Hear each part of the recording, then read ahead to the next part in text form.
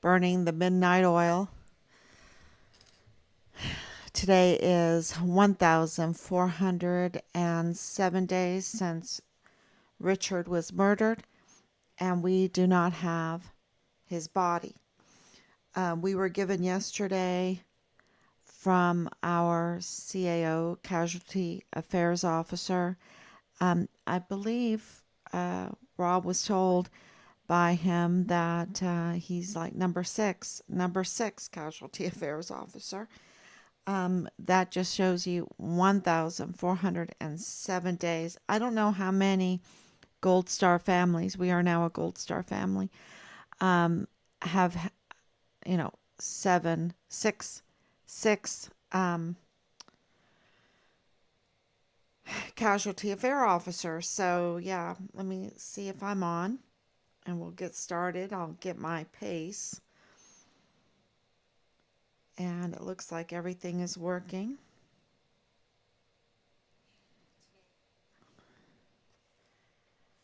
So, okay, so we have some breaking news, some things that I can share with you. You know, from the beginning of this, uh, Richard's identity was stolen. People were very upset about it. We did not know what to do about that. Um, well, the main focus was to find Richard, to see what happened, you know, so it was like Richard's life was on the line for us. Let's focus on that, and then we could deal with the identity theft um, as we went on. And what we have discovered is that the group that wants to do us harm, that wants to do the lawfare, that are suspects in Richard's murder, um, that are suspects in the Walmart mass shooting, um, manipulate identities. Uh, you know, when you're trafficking, could be narcotics, it could be children, it can be um, child pornography, it can be our weapons, our military weapons that, they can create receivers or something like that for the weapons and then make them more powerful or whatever and then sell them over the border, and then sell our bullets, our ammunition. um, what a sweet job when you have the government funding your brick and mortar, and all the costs of your trafficking scheme. I mean, this is, clearly things that are going on.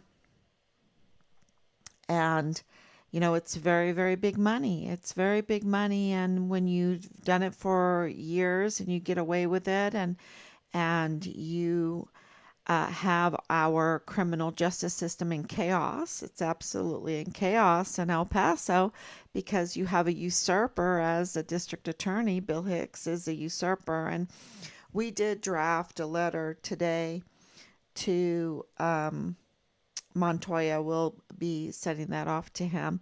And I don't know if I should say that out loud publicly, but it is important because he is, um, you know, the Democrat nominee for running for against Bill Hicks, and he should know.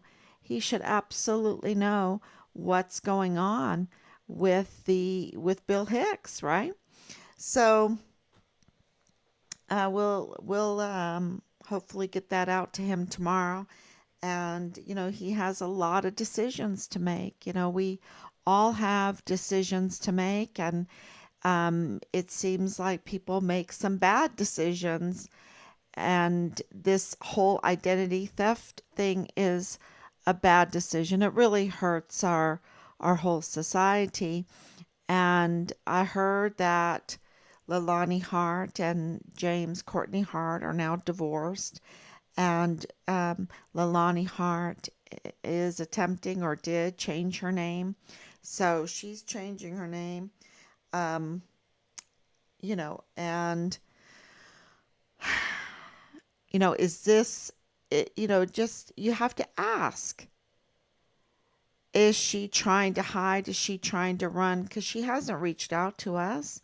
And, um, she might even think, oh my gosh, why would I do that? I'm a suspect in your son's murder case. And I was having an affair with the CID agent that was like my cousin or something. Cousin, well, one person says cousin, the other says nephew, and then Dallas says, what, Travis? We don't even know that person or whatever.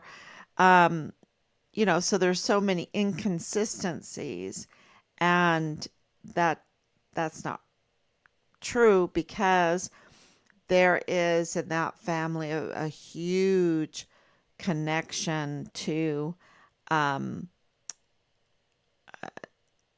to the Polynesian, to that part of the world, and in their family connections, huge, because see, it's leading us to other people, showing that they have this community, that they're very involved in the community. And of course, with her her hula dancing school or whatever that she was doing, her YouTubes, it shows that there is this community. So I really think the inconsistencies are showing that they're trying to hide things, right? And we have absolutely um, reached out. And of course, Dallas Hart has called back, which is um, a good thing, because he is the prime suspect in the murder of our son. He is Richard's platoon leader. Um, Now, what did he come clean? No, he didn't come clean, right? Because he presented, or somebody for him presented, this faulty travel voucher. We have connections to Washington, D.C.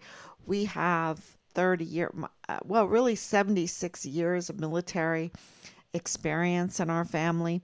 When you add it together with my father-in-law, with my dad, and with my husband, we have connections through that, and we also have experiences of our own, and we know how to fill out this paperwork. So that form absolutely was so faulty. That also showed that he was not being honest with us. And the records, the criminal records, Leilani Hart is a major convicted criminal. She has a long criminal history for lying to law enforcement. I mean, if she's going to lie to law enforcement and be convicted for that, then who else is she going to lie to, right? And now this whole name change to, uh, I don't know, skirt that she's a prime suspect in the murder of Richard Halliday. Um, the unbelievable, courageous whistleblower for Fort Bliss, that it exposed all of this trafficking. Um, it's, yeah, maybe. But I think that is, uh, you know, a little thing that we can, mark down. The big thing is we have now evidence that connects them to the Van Buren house. The Van Buren house that we have been told was where they took Richard's remains, and witnesses saw things that were happening there. Um, the motorcycle, I don't want to divulge everything, but that now we have hard, or do you want to call it circumstantial? Do you want to call it hard evidence? I think it's circumstantial. Circumstantial evidence that is connecting the Hart family with the Van Buren house. And there's more. That's just another another thing that connects to the Van Buren house. Um, because of the witnesses, right? The witnesses that saw things, and um, we are getting information about the state of Richard's remains. We absolutely have been talking about for a long time that Richard was dismembered, that, yes, the Army has admitted, the Department of Defense has admitted that Richard was murdered on Fort Bliss, but his remains were taken off of Fort Bliss. And that means that it becomes a state case, the state of Texas. So it's a federal and a state. That's why we have ongoing federal and state investigations in so many different ways in the search for Richard's remains, in the pursuit of accountability to those that murdered Richard. And, then, so it's very, very troubling when part of that is reporting the identity theft. And part of that identity theft is a group that has stolen the identity of our family, of our cause, and our family to do us harm.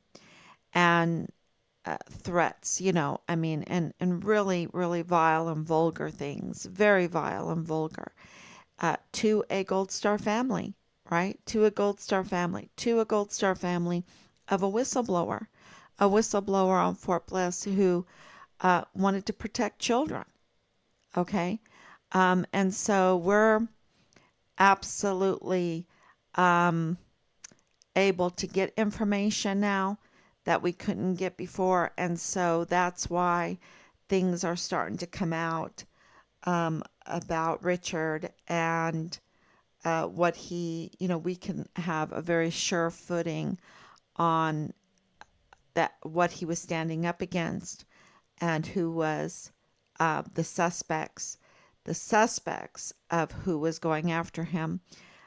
We can absolutely make those allegations um, because we're putting together our case, our wrongful death case, um, on many. You can do a wrongful death um, to many individuals, and also um, to the institutions, right? You can do that.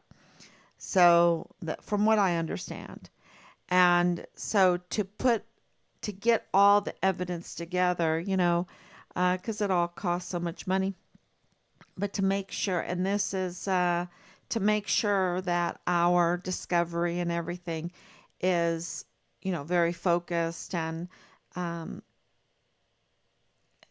and is true, right? Will bring us some good hard evidence and a victory in our lawsuit. Um, yeah, we've had to make complaints about these criminal complaints about the theft of our identity and what they're up to. And for people to understand, and well, for example, I just want, lately, what's happening lately, there's more to it, of course, but lately with Jules Tuganon Chan, um, there's, I wrote it down. I wrote it down. Um, and let's see if I can say it properly, because I think this is so important. Yeah, piercing the corporate veil. So, I just want to explain that Jules needs to look that up, piercing the corporate veil. Um, because what happened in this case is we were communicating with Instagram with the real um, Fit Fam El Paso, and we were, you know, trying to um, get them to take down the false narrative, retaliatory attack dog story on our son's death story. Okay? Because when that notice of death came out, um, those that have a lot to lose, those that have been harassing us and retaliating against us and harassing a witness, a whistleblower witness in our son's case, they went a little mad. They went a little mad, it seems, and they put together this article to control a narrative, a false narrative about what happened to Richard. And it's very interesting that it went over to the Real Fit Fam El Paso, and we were like, "Oh, take that down." But they ignored us. They ignored us. And if it's like, "Oh, my dog is missing," and someone is talking about my dog that used to bark a lot or whatever, you know, okay. But no, this is a missing soldier, right? That now the Department of Defense has confirmed that Richard died on Fort Bliss, that we are a Gold Star family, so they are admitting that Richard was murdered on Fort Bliss. Fort Bliss, with all of their security breaches, it has taken from July 2020 to April 24th, 2024, to, with all of our evidence that we've handed in, the leads that we've handled in, the circumstantial evidence that we've handed in, the irregularities that we've had to deal with, the harassment and everything like that, and of course, our witnesses and the official whistleblower, and of course, witnesses like Nadal Bayim, witnesses like the cashier, witnesses like others, soldiers and that soldier spouses that we met, and others that live in El Paso that gave us calls and gave us messages and things like that to piece all this together. Um, that finally they had enough. We said to everybody, we have enough. We have enough, right? And we said that over and over again. And Leilani was listening, and Dallas was listening, and we would say, we might not have it all, but we have enough, right? And so it shouldn't have been a surprise to get the notice of death, to for the Department of Defense to say, oh my gosh, they have enough. And yes, Richard was murdered on Fort Bliss. And Richard was murdered in July of 2020 on Fort Bliss. And now it's April 24th, 2024. We need to set the record straight, right? And this is a Gold Star family. Do we want to be a Gold Star family? No, we don't want to be a Gold Star family. We would have liked the outcome to be quite the opposite, right?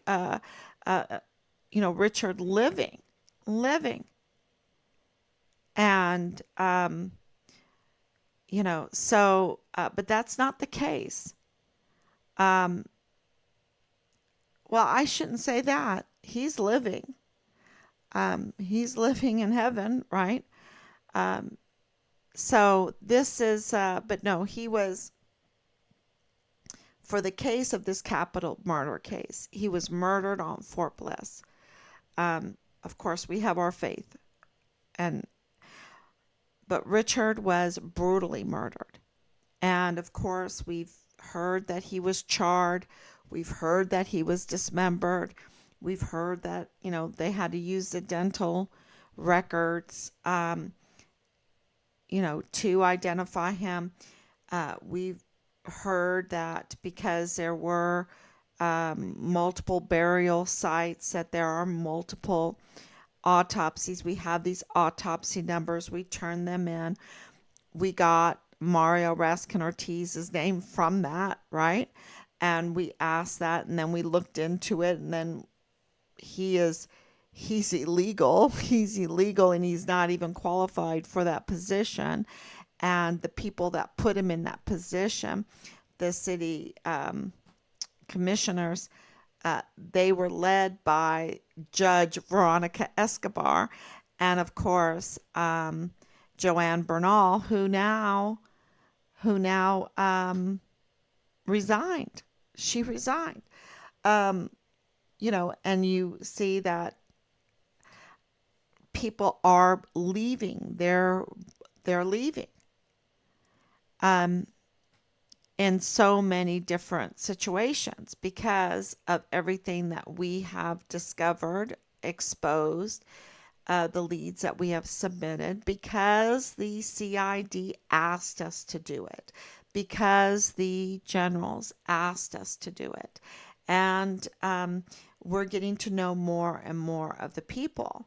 And of course, watching our intelligence there in El Paso, watching Leilani, telling us, "Oh, yeah, she changed her name. Um, she got the divorce. She changed her name, um, and now is trying to bring another individual that I believe that we met. We met when we were there. We met this group in Juarez. And I think that, she's connected to this group and bringing this one leader of the group into this case. And, um, why is she pulling yet another person into this case? And here, we're trying to warn this person, look, watch out. The claws are out. And, you know, and then Jules uh, willingly, willingly um, lets the claws grab him. And so this is two different people, though. One that we're warning that I think is unwilling. I don't know. I don't know if they're unwilling or not. But, Leilani seems to be, pointing her fingers and trying to blame some criminal activity on a person that I think we met. I really think we met this person. Um, well, while we were one of the occasions that we were in Juarez, and we were in Juarez, like probably 3 dozen times, maybe more. So, yeah, but I don't understand why someone like Jules is making these mistakes. He should know better. He has a secret clearance. He, from his own admission, worked the Walmart case firsthand, right? In his position as a emergency response team, right?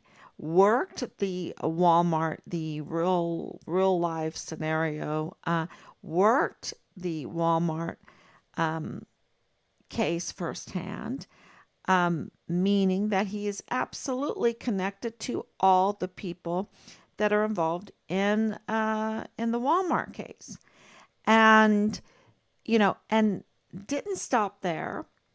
Also worked the emergency intake center, okay, which I wouldn't be proud of either one of those works. I wouldn't be proud of it at all. I wouldn't brag about it because anybody that has any intelligence that looks at the Walmart case carefully with a law enforcement or like a security clearance mind or a security mind, working the case firsthand, will notice a lot of discrepancies, will know about all of the witness testimonies of the multiple shooters in black with M4s shooting the weapons, um, you know, being in the mall, hearing weapons go off in the mall, which is a far way away from the Walmart, will know the discrepancies of the soda bottle incident, by Ernest Christopher Grant saying he threw soda bottles at Patrick Crusius, that Patrick Crusius would do things point blank to people, but yet he didn't have one spot of soda on him. He didn't have one spot of blood on him. And, you know, the narrative is that he hates Hispanics.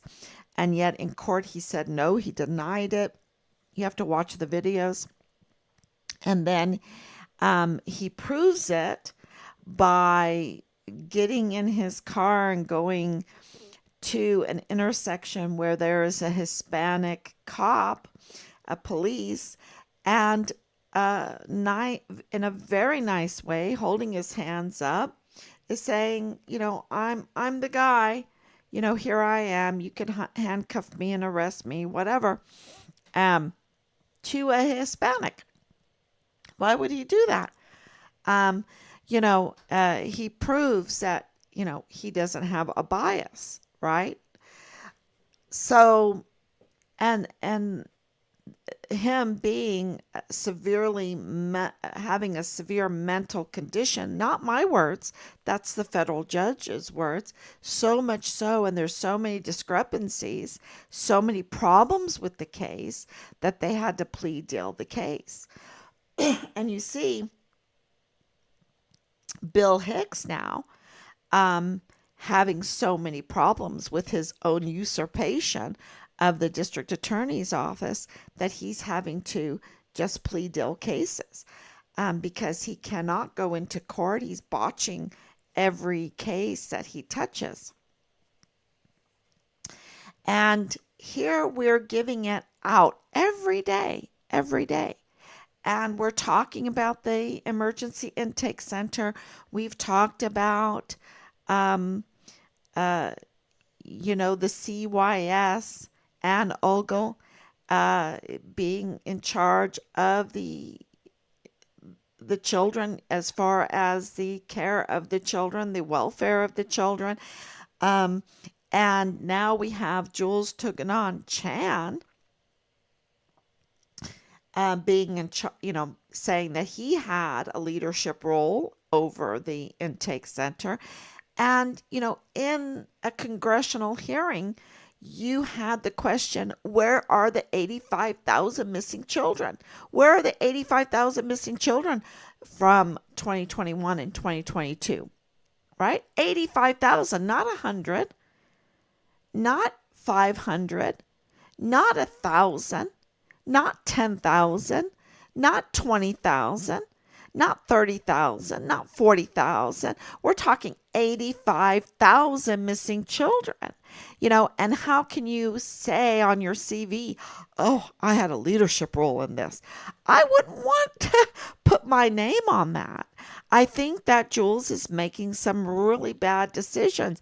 He's putting his name on a botched case, the Walmart case. 5 years in, you have the Patrick Crusius sitting in isolation for 5 years with a severe mental health condition without even getting a scheduled mental health evaluation. And he is owning up to this case that can't even get a scheduling for a mental health evaluation. And there's so many discrepancies Clearly, this is an orchestrated mass shooting. Clearly, right? You have a liar, Ernest Christopher Grant. Not me saying he's a liar. You have the El Paso Police Department calling him a liar, and then he gets arrested by Secret Service in Washington D.C. Uh, that's not me saying it. That's Secret Service saying it, and so he has a long criminal history himself. He's a criminal and a liar, and they just, the media doesn't want to spill the beans on this. They want to make him a media sweetheart. And Jules is saying that he worked that case firsthand and he wants to be proud of it.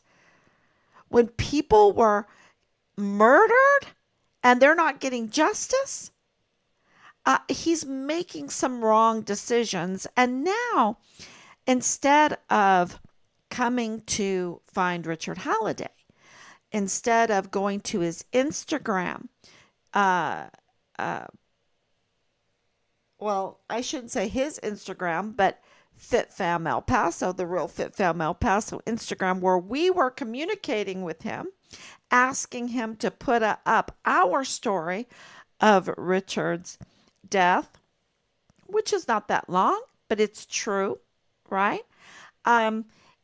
Which we're still waiting for him to put it up. He doesn't communicate to us in his official business stance. He uses his personal phone and somehow gets Rob's personal phone number and sends him a personal message about his welfare, about taking down the fact that he is the registered agent, the manager of the Real Fit Fam El Paso. Now, why is that a problem? Why does he have to work in secrecy? And we found out why. Because he has conflicts of interest. He has access to information. He has access with a secret clearance to information. And he's absolutely in the wrong operating the Real Fit Fam El Paso for profit, with that kind of conflict of interest.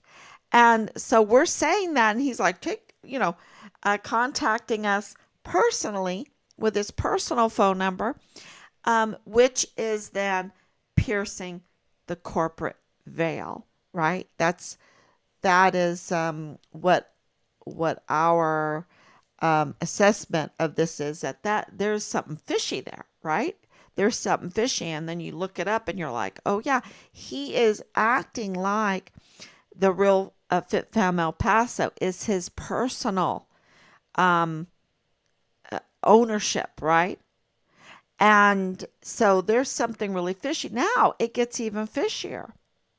This is another wrong, very wrong decision, right, that he's making. And he's not, a young puppy. He's, older. So he is going over to a criminal site where the suspects in Richard's murder are, to give messages. He's aligning himself with the criminals. Now, he's piercing the corporate veil and aligning himself with criminals and not saying the smartest things over there. He's really making our legal case very, very easy. So we are told by legal experts. He is making our legal case very, very easy against him and against others. And, you know, you would think that we would be so happy about that, because of how vile and vulgar they are, because of the wrong decisions that they make. Um, and that's why we've taken our time. We're in a time crunch now. Since the notice of death, we're in a time crunch now for the wrongful death suits. Um, and, but we have really made an effort to tell people to come clean, to make good decisions, because we had enough for the notice of death. But every day we have even more. Every day we have breaking news. Today's breaking news is that we have now the connection, the Hart family connection to the Van Buren house. And there's multiple properties on there on Van Buren that are part of Richard's case. Okay. Uh, but there's one particular, and we have, connected that now. So with every day, we're getting more and more information. So we had enough, and now we have more.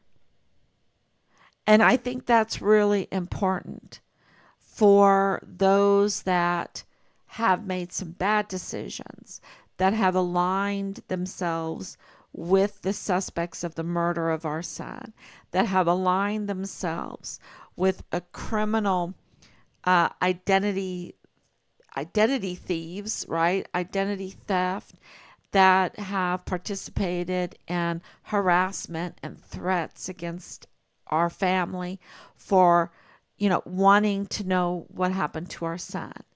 And one of the things that are said is, now that we have the notice of death, now that we have the gold star little pins, right, on paper, that should be enough.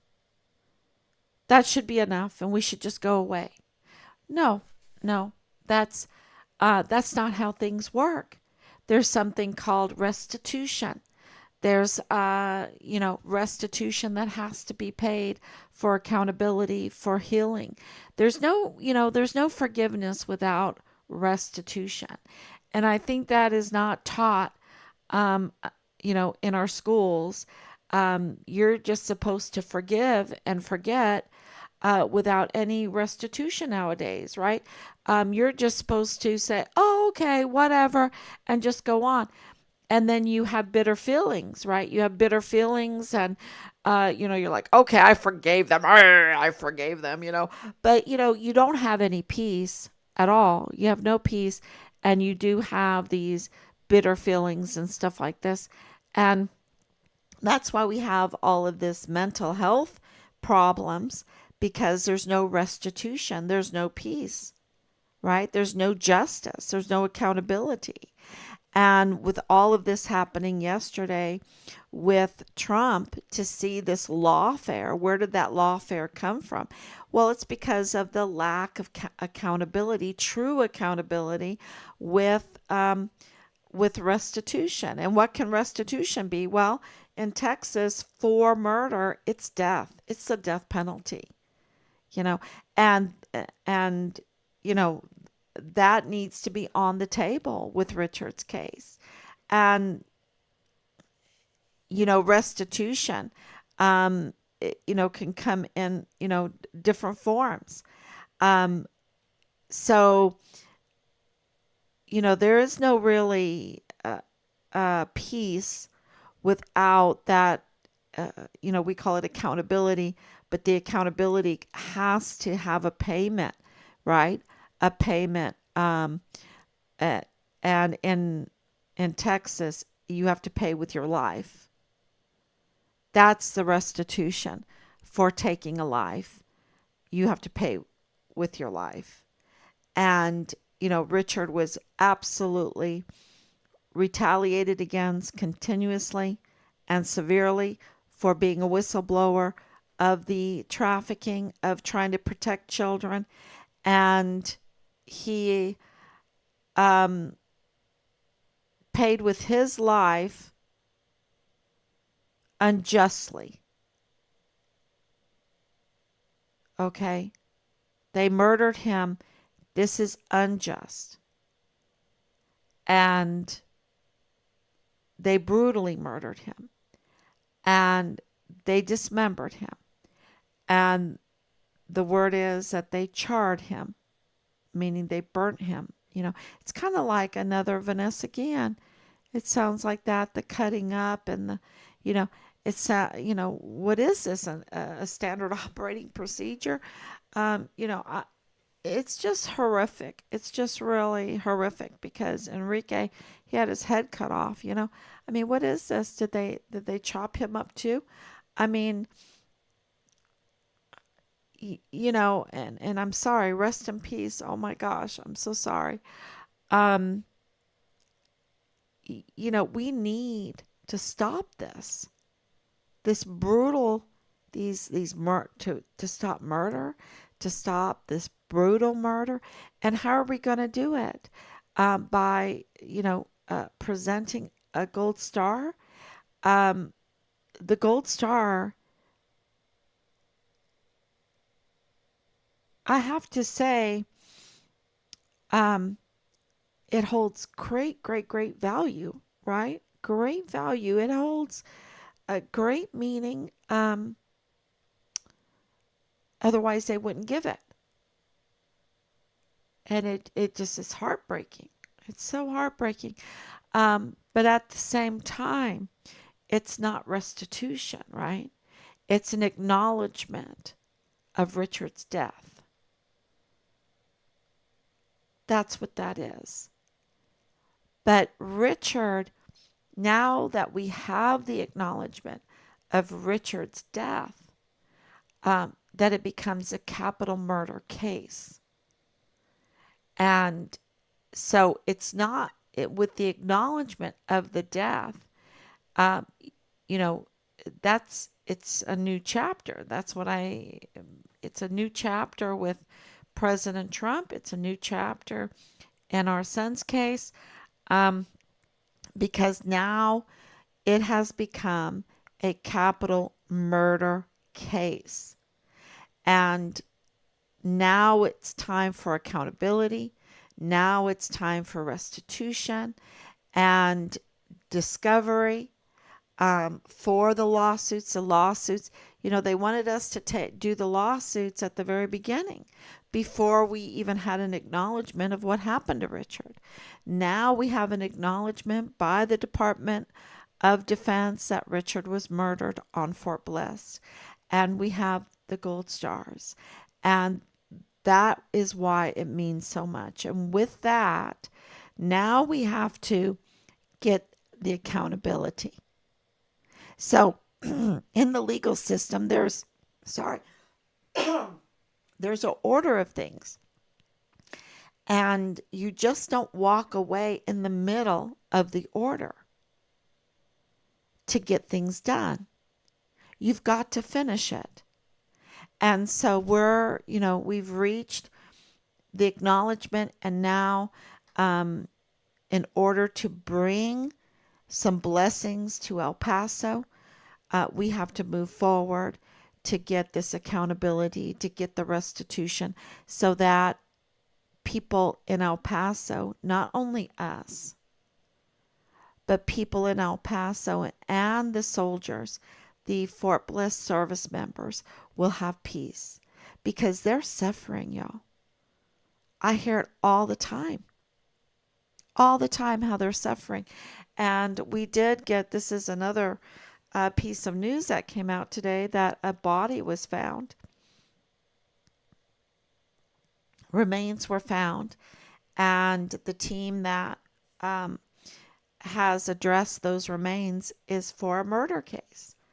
And so, yet another murder. Do we want, our fathers, our sons, our mothers, our daughters, to be murdered? Do we want this murder rate to keep climbing? Or do we want to send a clear message? You take a life, and you have to face the death penalty.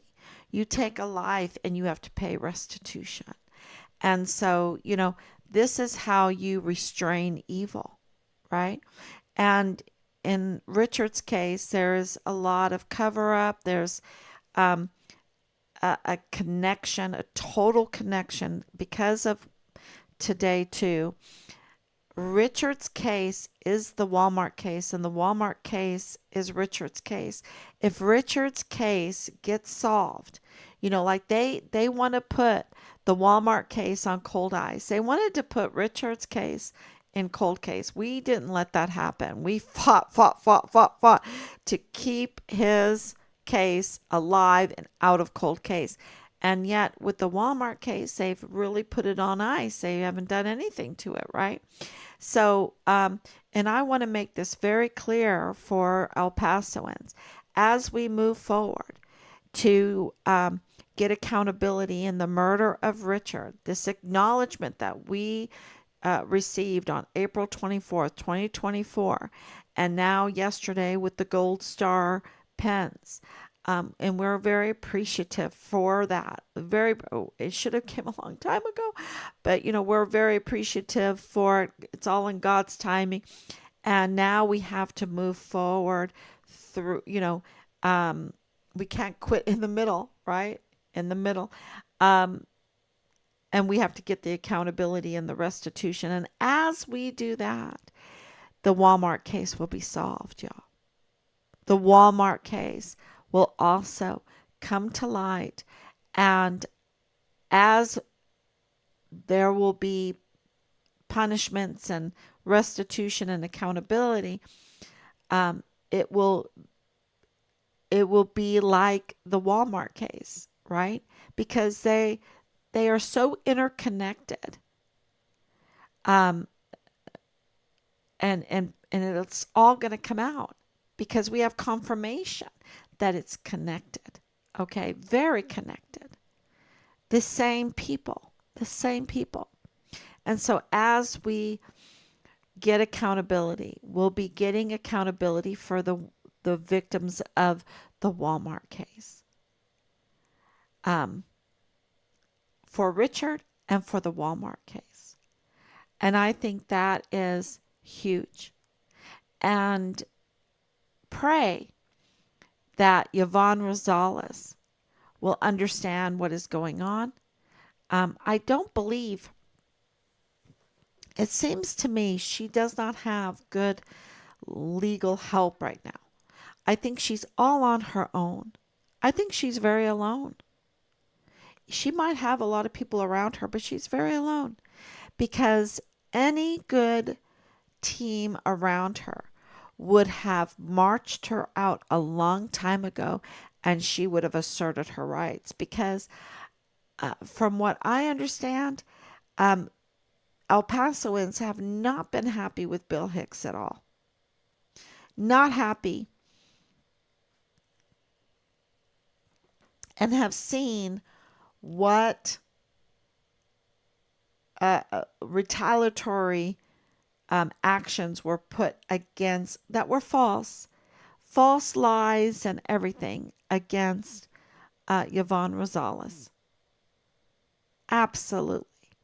And they see the numbers and they understand what's happening. And so anybody in her situation right now should march out.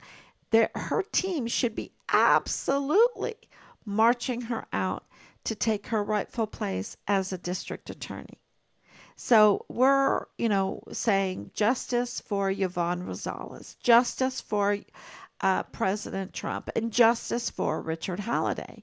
And I need to put out a meme like that. Justice for Yvonne Rosales, justice for Donald Trump, and justice for Richard Halliday. And it's not like in that order. It's not in a certain order or anything.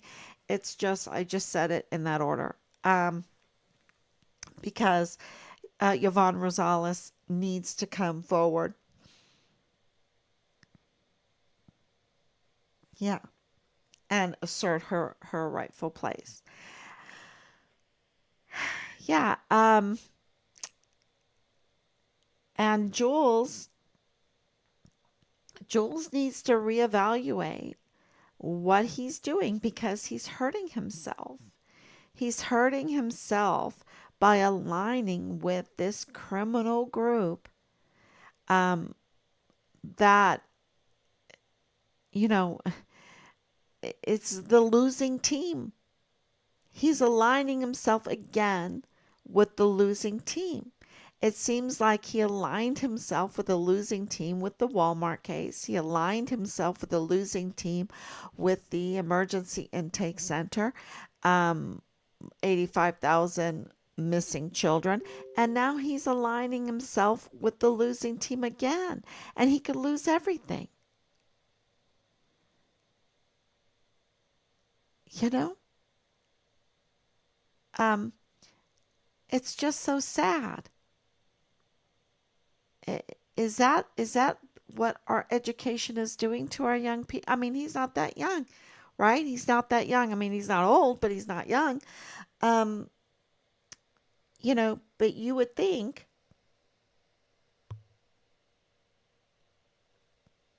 that with his security, he would absolutely know better. Know better. You don't pierce the corporate veil. You keep professional. You don't align yourself with criminals and a losing team at that, because clearly they are losing on every front every day. All they have is their vile and vulgar talk and their, you know, it's like they're twisting. Did they already twist, Jules? I don't know. I don't know. He doesn't seem to have good legal advice either because he's making so many mistakes. So, pray for him. Pray that he will come clean. Pray that he will act professional. Pray that he will put up Richard's, our story for Richard's death.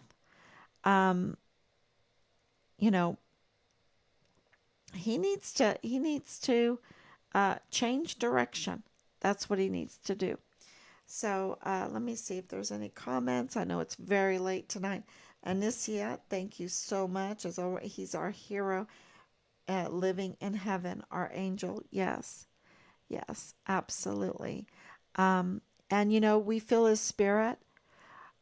We absolutely feel his spirit in all of this, because it was so huge what he did. I mean, it's hard for me to grasp what Richard did, you know, and the courage that he showed and what he went through for taking that stand for children, for our country. He is a true hero.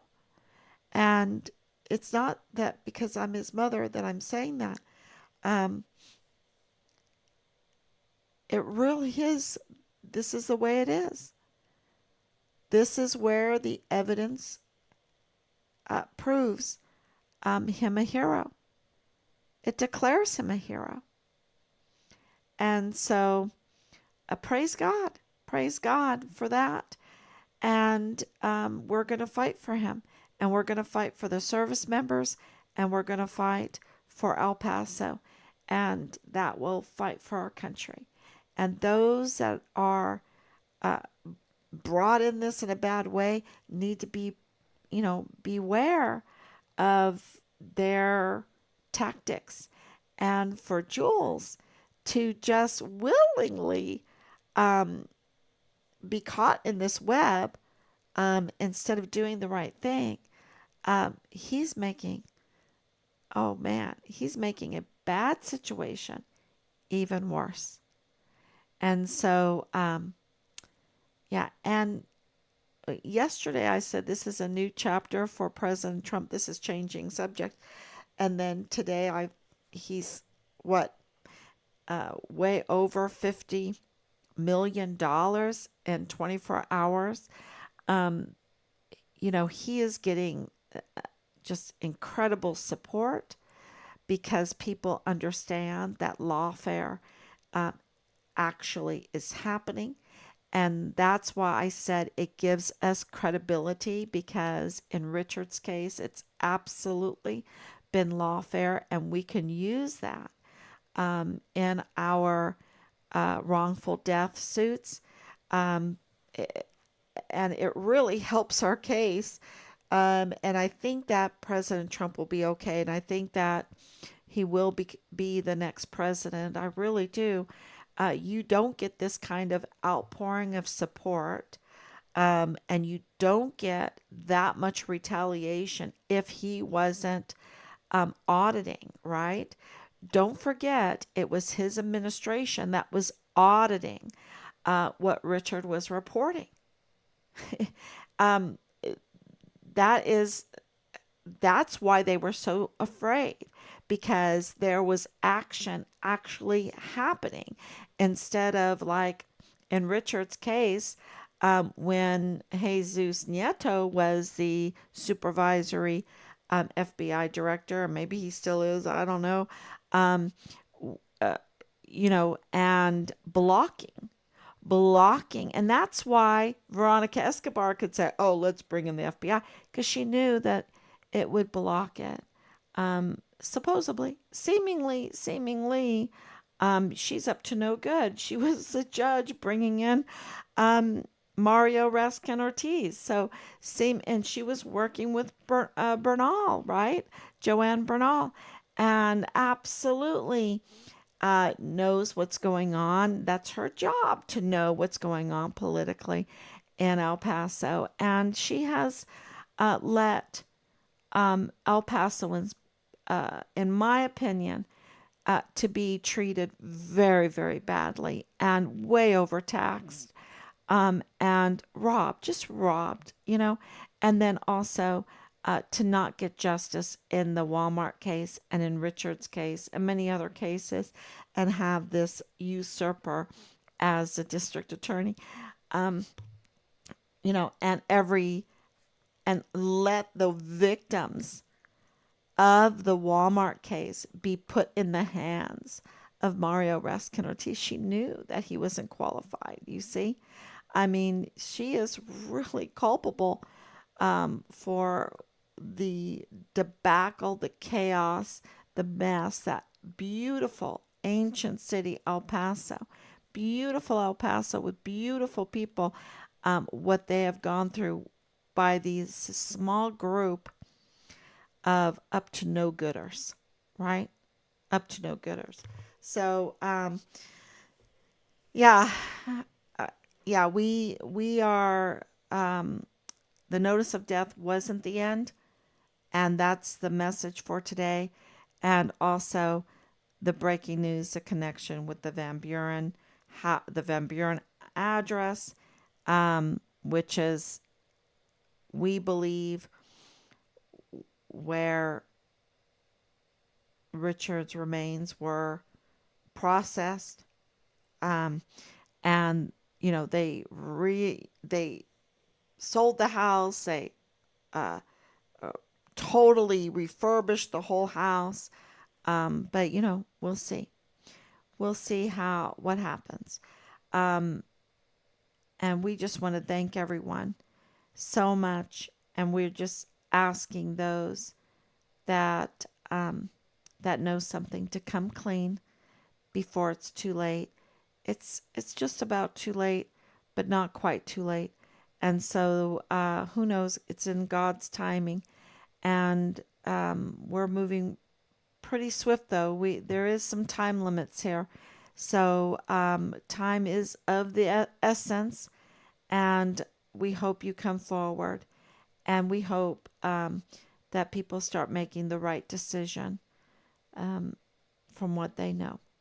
Thank you so much. God bless you, and I will be back tomorrow, God willing. Bye bye.